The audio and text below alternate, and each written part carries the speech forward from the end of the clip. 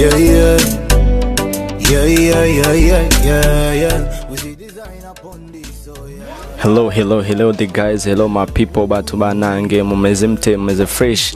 Now we back again like Sema Kweli TV right now. Ibintu vyashushe the guys, no munsi ni news ishushe, no munsi twajana bishasha gusa. Imbere yuko tubabwira bishasha mubaza mugira comments, mugire subscribe na share kuri account yacu ya Sema Kweli TV kugira ibintu bibandanye bimera neza, batarabikora niba bikore kugira ibintu bibandanye bimera neza. Today inkuru byashushe ku marezo sosiyo hatandukanye, ibintu byashushe aho hambonetse post kuri babasore wa musore nyene bya bintu nituzi yuko vyasubiye kandi kugaruka ni wa musore wacu with design hamwe na Mow Kenzie Mona Walda canke Mona Walda uko bamuzi benshi hama with design almost byagaragaye ashize ko stati yashize ko stati ikiravugisha abantu benshi nituzi why yashize ko stati yashize ko kuri ntuze WhatsApp yiwe yanditse yashize ko ifoto bari kumwe na Mona Walda canke Mow Kenzie yanditse ko amajambo yanditse don't you worry, you will be there for you,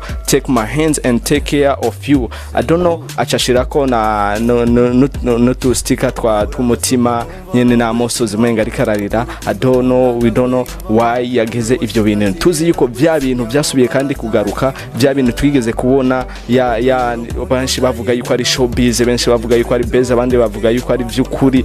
Peut-être with design yamukunze Mow Kenzie na Mow Kenzie yarigeze kumwishura bivanye na post with design yigeze gupostinga amubwira yuko yagaragaza sentiment mufise ko Mow Kenzie nawe nyene yarigeze gukora video ara postinga amwishura with design amubwira amajambo I have been your Valentine. Iyo bivuga kare acashira ko dustika nyene ayifutse mu maso atangaye no mashugwe.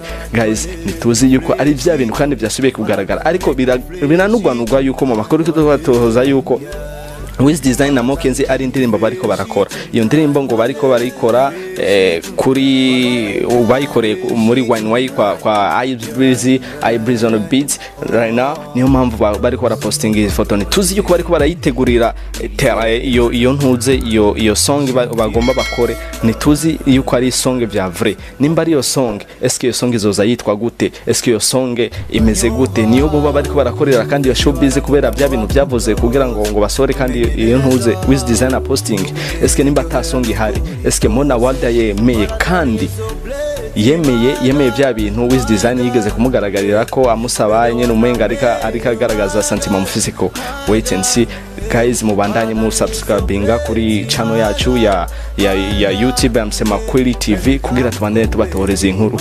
Twiremeje ko tubandanye tubatoreza inkuru the guys, ibintu vyashushe kumuri rezo sosiyo zitandukanye. Iyi stati ifoto kandi ni postinze iyi foto yonyene kuri stati yamaze no kuyipostinga no kuri kurubuga rwa Instagram rwa with design. Yamaze kuyipostinga iyo foto, yamaze gupostinga ifoto zibiri aho imwe yanditse ko Valentine acashira ko n'umutima, aho biboneka kuri iyo foto Mona Walda bariko bararabana with design batwenze biboneka yuko nyene bari muri feelings. Iyindi foto yagaragaye ni yindi nyene bisa nka iyindi yoyo with design yaramufashe Mona Walda mu mishatsi nyene bariko baratwenga, bigaragara yuko nyene bari muri love. Nituzi yuko ari vya bindi kandi vyagarutse. Wait and see the guys, time will tell us. Reka turabiyo bizoherera.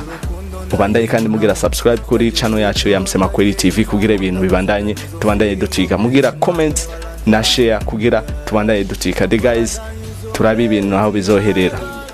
Hama kuri microphone canke microphone mari kumwe na abedi video like that, ibintu byari bishushe. The guys mubandanye kandi mugira subscribe, nguma ndabingiye kugira mugira subscribe, ibintu nibibacike. The guys chap bimenye neza uguteba ingyohera no kuri kose Valentine you so blessed.